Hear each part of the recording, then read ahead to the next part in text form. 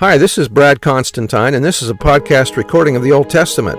Although this is not an official recording of the Church of Jesus Christ of Latter-day Saints, every effort's been made to be as doctrinally accurate as possible.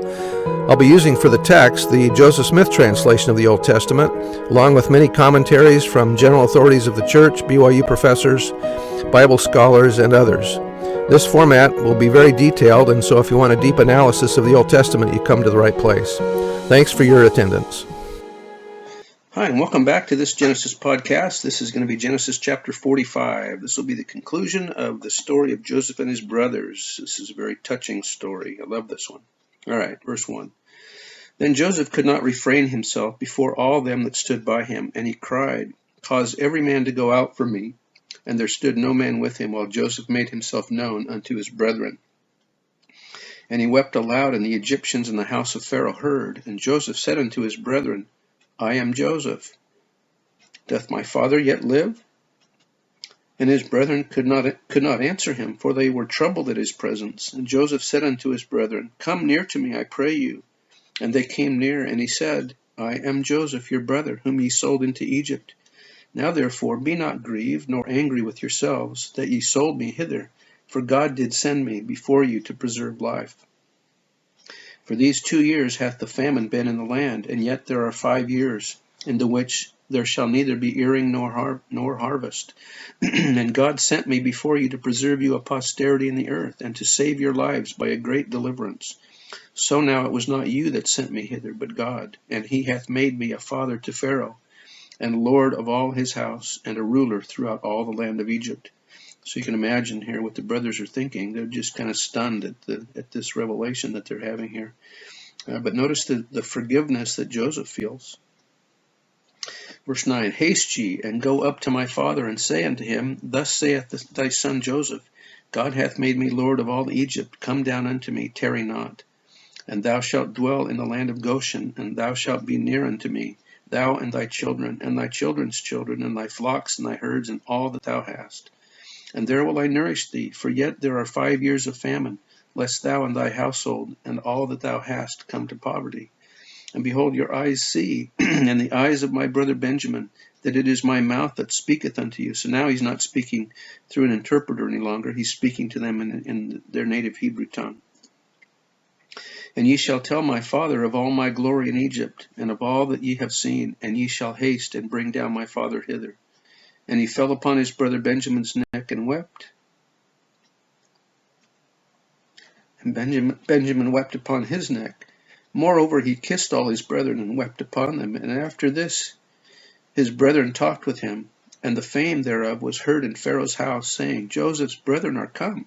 And it pleased Pharaoh well and his servants. And Pharaoh said unto Joseph, Say unto thy brethren, do ye, lade your beasts and go, get you into the land of Canaan. And take your father and your households, and come unto me, and I will give you the good of the land of Egypt, and ye shall eat the fat of the land. Now thou art commanded, this do ye, take you wagons out of the land of Egypt for your little ones, and for your wives, and bring your father, and come. Also regard not your stuff, for the good of all the land of Egypt is yours. And the children of Israel did so, and Joseph gave them wagons according to the commandment of Pharaoh, and gave them provision for the way. To all of them he gave each man changes of raiment, but to Benjamin he gave 300 pieces of silver, and 5 changes of raiment. And to his father he sent after this manner, 10 asses laden with good things of Egypt, and 10 she-asses laden with corn and bread and meat for his father by the way. So he sent his brethren away, and they departed. And he said unto them, See that ye fall not out by the way. In other words, you better make sure that you return. And they went up out of Egypt, and came into the land of Canaan unto Jacob their father, and told him, saying, Joseph is yet alive, and he is governor over all the land of Egypt. And Jacob's heart fainted, for he believed them not.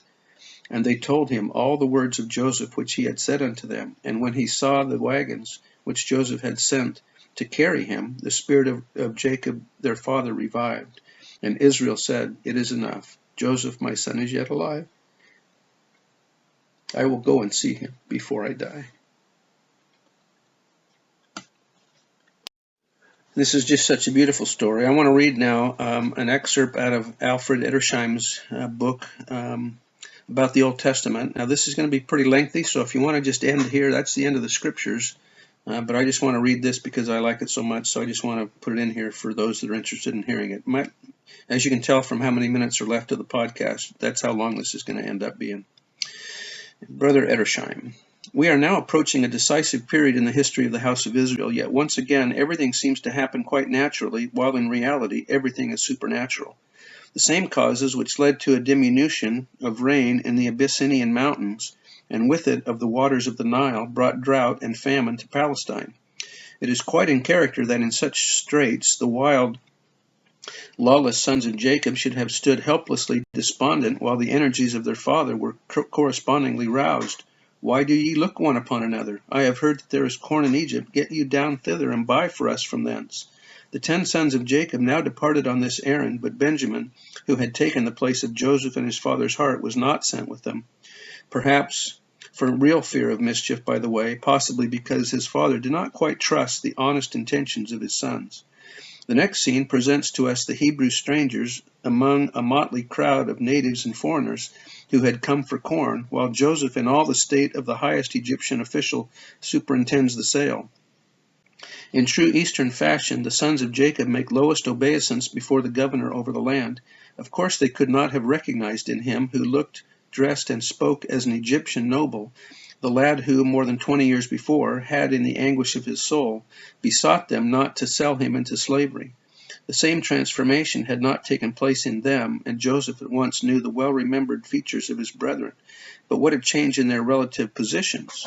As he saw them, bending lowly before him, his former dreams came vividly back to him.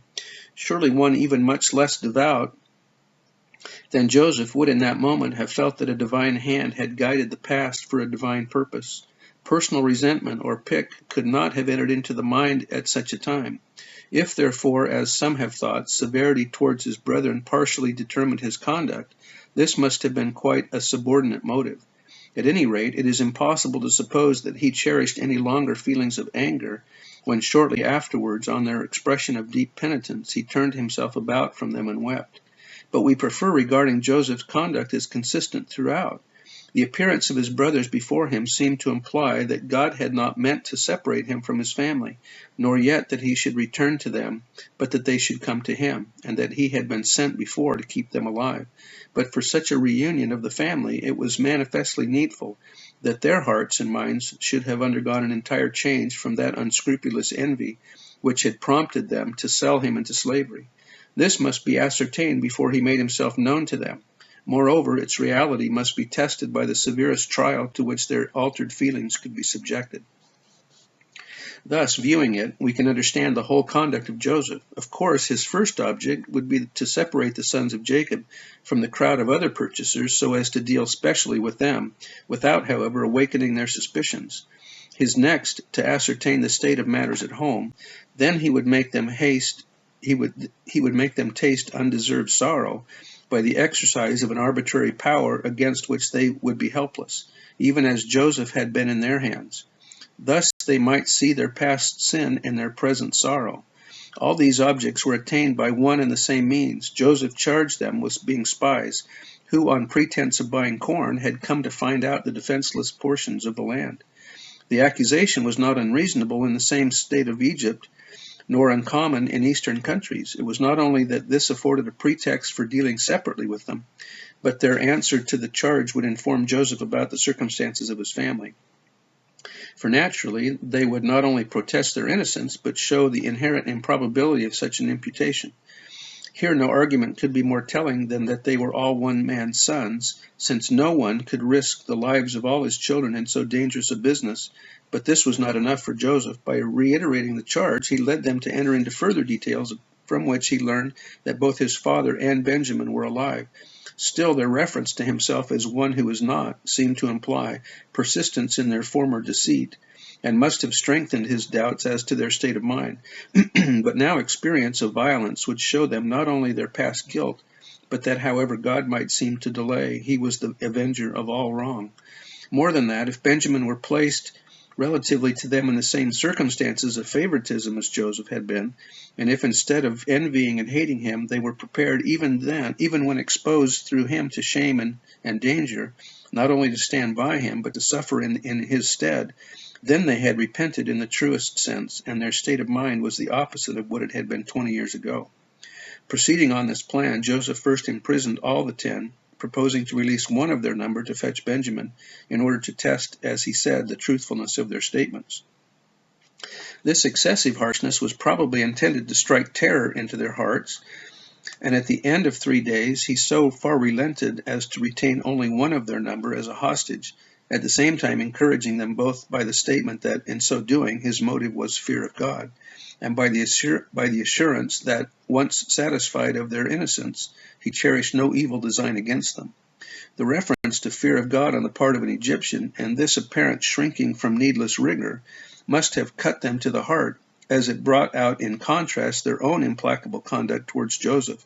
Simeon was chosen to remain behind as hostage because he was the next oldest to Reuben, who was not detained, since he had endeavored to save the life of Joseph. This also must have contributed to remind them of their former wrong, and for the first time they avow to one another their bitter guilt in the past and how God was now visiting it.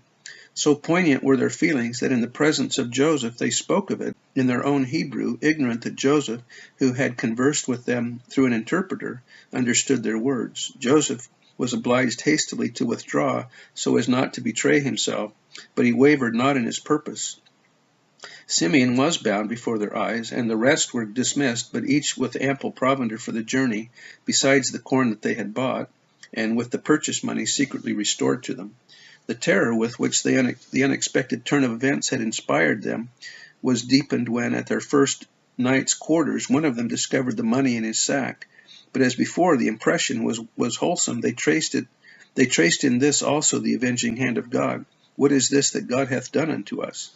The narrative which on their return had they to tell their father was sufficiently sad, but the discovery they now made that the money which they had paid had been secretly put back in each man's sack seemed to imply some deep design of mischief, and filled Jacob and his sons with fresh fears. If the condition of their again appearing before the ruler of Egypt was that they must bring Benjamin with them, then he, who had already lost 2 sons, would refuse to expose to such a risk his darling, the last remaining pledge of his Rachel. Reuben indeed volunteered the strange guarantee of his own 2 sons, "Slay my 2 sons if I bring him not to thee," but this language was little calculated to reassure the heart of Jacob.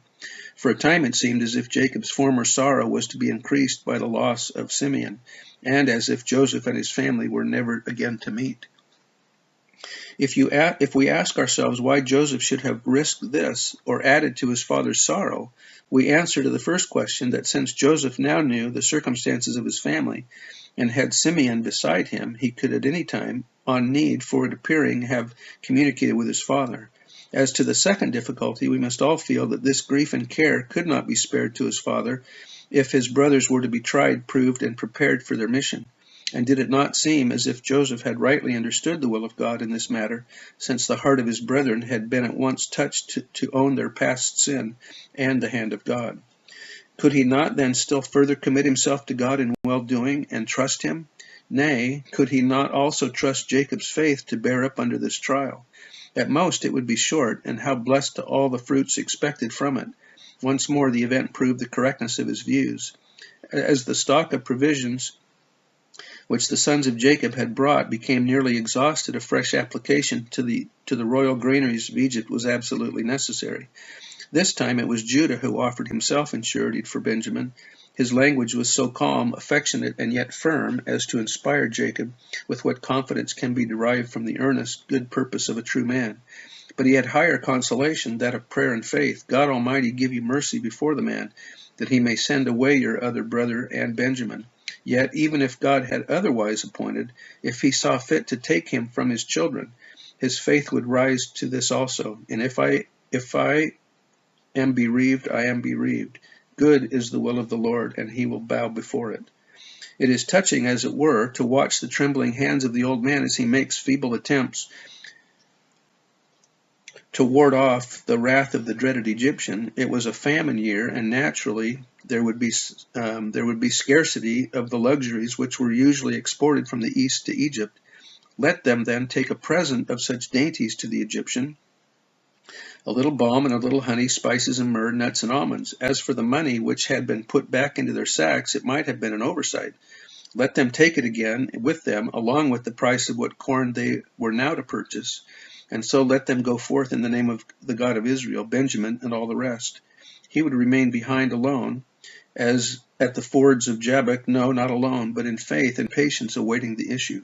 Presently the 10 brothers, with more anxious hearts than Joseph ever had on his way to Egypt, or in the slave market, or once more in the dreaded presence of the Egyptian, Joseph saw the newcomers, and with them what he judged to be his youngest brother, whom he had left in his home, a child only a year old. Manifestly it was neither the time nor the place to trust himself to converse with them, so he gave his steward orders to take them to his house, and that they should dine with him at noon. Joseph had spoken in Egyptian, which seems to have been unknown to the sons of Jacob. When they saw themselves brought to the house of Jacob, it immediately occurred to them that they were to be charged with theft of the former purchase money, but the steward with kindly words allayed the fears which made them hesitate before entering at the door of the house. The sight of Simeon, who was at once restored to them, must have increased their confidence. Presently preparations were made for the banquet. It was a deeply trying scene for Joseph which ensued when he met his brethren on his return home. Little could they imagine what thoughts passed through his mind, as in true Oriental fashion they laid out the humble presents his father had sent, and lowly bowed themselves to him to the earth. His language ill-concealed his feelings. Again and again he inquired for his father, and as they replied, "Thy servant our father is in good health, he is yet alive," they again bowed down their heads and made obeisance. But when he fastened his eyes on Benjamin, his own mother's son, and had faltered it out, so unlike an Egyptian, "God be gracious unto thee, my son," he was obliged hastily to withdraw, for his bowels did yearn upon his brother. 22 years had passed since he had been parted from his brother, and Benjamin now stood before him, a youth a little older than when he was in bitter bondage in prison had commenced. Would they who had once sacrificed him on account of jealousy be ready again to abandon his brother for the sake of selfishness? At the banquet a fresh surprise awaited the sons of Jacob. Of course, after the Egyptian fashion, Joseph ate by himself, and the Egyptians by themselves, he as a member of the highest caste, and they from religious scruples. We know from secular history that the Egyptians abstained from certain kinds of meat, and would not eat with the knives and forks, nor from the cooking utensils which had been used by those of any other nation. But it must have seemed unaccountable that at the banquet their places were arranged exactly according to their ages. How could the Egyptian have known them? And what mysterious circumstances surrounded them in his presence? Yet another thing must have struck them.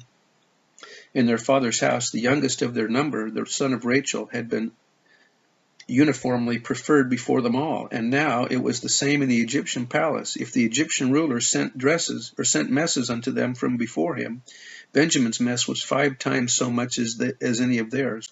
Why this mark of unusual distinction, as it was regarded in ancient times? However, the banquet itself passed pleasantly, and early next morning the 11, gladsome and thankful, were on their way back to Canaan. But the steward of Joseph's house had received special instructions. As before, each bundle of money had been restored in every man's sack, but besides, he had also placed in that of Benjamin Joseph's own cup, or rather his large silver bowl. The brothers had not traveled far when the steward hastily overtook them. Fixing upon the 11 the stain of base ingratitude, he charged them with stealing the bowl out of which his lord drank, and whereby indeed he divined. Of course, this statement of the steward by no means proves that Joseph actually did divine by means of this cup. On the contrary, such could not have been the case, since it was of course impossible to divine out of a cup that had been stolen from him that it was stolen. But no doubt there was in Joseph's house, as in that of all the great sages of Egypt, the silver bowl commonly employed for divination, in which unknown events were supposed to appear in reflection from the water, sometimes after gems or gold, with or without magical inscriptions and incantations, had been cast into the cup. to increase the sheen of the broken rays of light, similar practices still prevail in Egypt. The charge of treachery and of theft so took the brothers by surprise that in their conscious innocence they offered to surrender the life of the guilty and the liberty of all the others if the cup were found with any of them. But the steward had been otherwise instructed. He was to isolate Benjamin from the rest. With feigned generosity, he now refused their proposal and declared his purpose only to retain the guilty as the bondman. The search was made and the cup found in the sack of Benjamin. Now the first great trial of their feelings ensued. They were all free to go home to their own wives and children. Benjamin alone was to be the bondsman. The cup had been found in his sack. Granting that, despite appearances, they knew him to be innocent, why should they stand by him? At home he had been set before them as the favorite. Nay, for fear of endangering him, their father had well nigh allowed them all, their wives and their children, to perish from hunger. In Egypt also he, the youngest, the son of another mother, had been markedly preferred before them. They had formerly got rid of one favorite. Why hesitate now, when Providence itself seemed to rid them of another? What business had they to identify themselves with him? Was it not enough that he had been put before them everywhere? Must they now destroy their whole family and suffer their little ones to perish for the sake of one who, to say the best, seemed fated to involve them in misery and ruin? So they might have reasoned, but so they did not reason. Indeed, But so they did not reason, nor indeed did they reason at all, for in all matters of duty reasoning is ever dangerous, and only absolute immediate obedience is what is right is safe. To what is right is safe. They rent their clothes and laded every man his ass and returned to the city. The first trial was past. The second and final one was to commence. In the presence of Joseph, they fell before him on the ground in mute grief. Judah is now the spokesman, and right well does his advocacy prefigure the pleading of his great descendant. Not a word does he utter in extenuation or in plea. This one thought only is uppermost in his heart. God hath found out the iniquity of thy servants. Not guilty indeed on this charge, but guilty before God, who hath avenged their iniquity. How then can they leave Benjamin in his undeserved bondage, when not he but they have really been the cause of this sorrow? But Joseph, as formerly his steward, rejects the proposal as unjust, and offers their liberty to all except Benjamin. This gives to Judah an opening for pleading, in language so tender and graphic and earnest that few have been able to resist its pathos. He recounts the simple story how the great Egyptian lord had at the first inquired whether they had father or brother, and how they had told him of their father at home, and of the child of his old age who was with him, the last remaining pledge of his wedded love, to whom the heart of the old man clave. Then the vizier had asked the youth to be brought, and they had pleaded that his going would cost the life of his father, but the famine had compelled them to ask of their father even this sacrifice, and the old man had reminded them of what they knew only too well, how his wife, the only one whom he even now really considered such, had borne him 2 sons.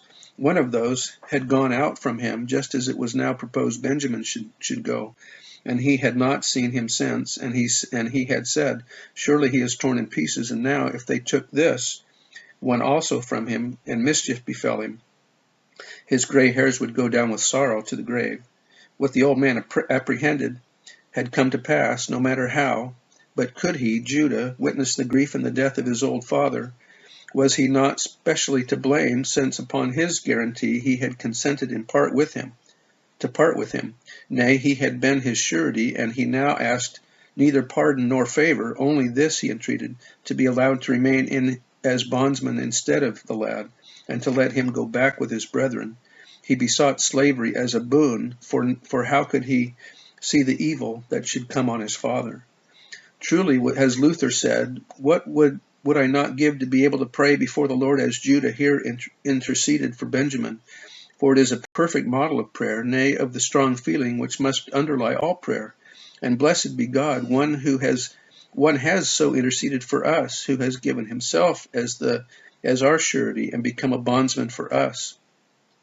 His advocacy has been heard, his substitution accepted, and his intercession for us is ever continued and ever prevails. The Lord Jesus Christ is the Lion of the tribe of Judah, the Root of David, and hath prevailed to open the book and to loose the 7 seals thereof. The last trial was now past. Indeed, it had been impossible to continue it longer, for Joseph could not refrain himself.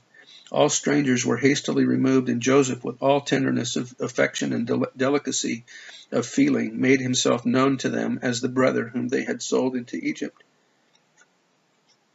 but whom in reality God had sent before for the purpose not only of saving their lives, but of preserving their posterity, that so his counsel of mercy with the world might be accomplished. Then let them not be grieved, for God had overruled it all. 3 times must he speak it, and prove his forgiveness by the most loving marks, before they could credit his words or derive comfort from them. But one object Joseph had now in view, to bring his father and all his family to be near him, that he might nourish them. For as yet only 2 out of the 7 years of famine had passed, and in this purpose he was singularly helped by divine providence. Tidings of what had taken place reached Pharaoh, and the generous conduct of the vizier pleased the king. Of his own accord, he also proposed that what Joseph had intended, accompanying his invitation with a royal promise of ample provision and sending wagons for the transport of the women and children. On his part, Joseph added rich presents for his father. When the 11 returned first alone to their father and told him all, the heart of Jacob fainted, for he believed them not. Presently, as he saw the Egyptian wagons arriving, a great reaction took place. The spirit of Jacob their father revived. The past, with its sorrows and its sin, seemed blotted out from his memory. Once more, it was not as before Jacob who spoke, but Israel, the prince with God and man, who said, "It is enough. Joseph, my son, is yet alive. I will go and see him before I die." I bear testimony to the truth of these things, and what a beautiful story of forgiveness and repentance that this is. In the name of Jesus Christ, amen. See you next time.